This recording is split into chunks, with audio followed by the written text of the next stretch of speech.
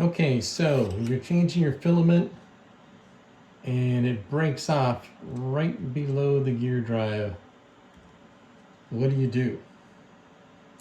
Get your little pusher, either a rod or a hex, and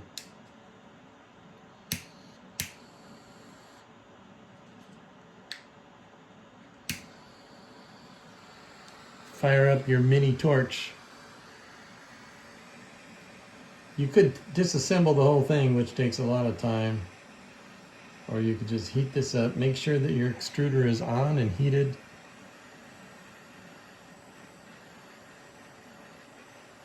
Just going to heat this up.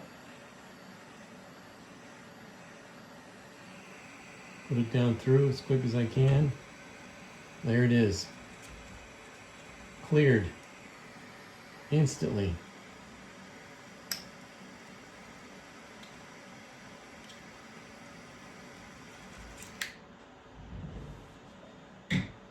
Now just load your filament and keep printing.